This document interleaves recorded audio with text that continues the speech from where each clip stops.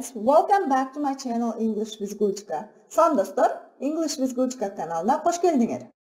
Dostlar, bugünkü sabakta ingliz tilindeki en çok sır menen bölüşüm. Kızıklı bolup жатабы? Анда sabakta ayağına çeyin көрүп, рахат алыңыз.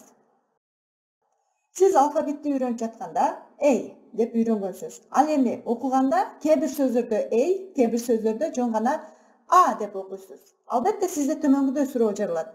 Кайсыл учурда ey, ал эми кайсыл учурда a деп окуймун деген. Сиздин бул сурооңузга бүгүнкү сабакта жооп беремин.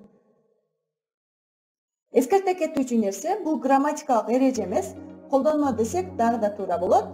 Анткени англис тилинде эрежеге баш ийбеген өзгөчө учурлар көп кездешет. Анда сабакты баштадык. Англис тилиндеги үндүүлөр a, e, I, o, u, кээде y тамгасы.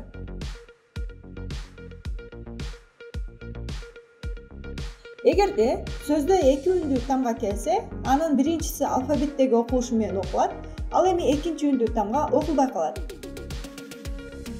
Мисал каттары bake деген сөзүн алып карайлы. Бул сөздө биринчи үндүү тамга a алфавиттеги аталышы менен окулуп жатат, ал эми экинчи i окулган жок. Bake. Ошондой эле fame, this, ice, fire, dream, soap, drone, cute. Эгерде сөздө бир эле үндүү тамга болсо, анда ал кыска болуп окулат. Мисалы, hat сөзүн алып карайлы. Бул сөздөгү үндүү тамга алфавиттеги аталышы менен эмес, кыска айтылып жатат. А деп.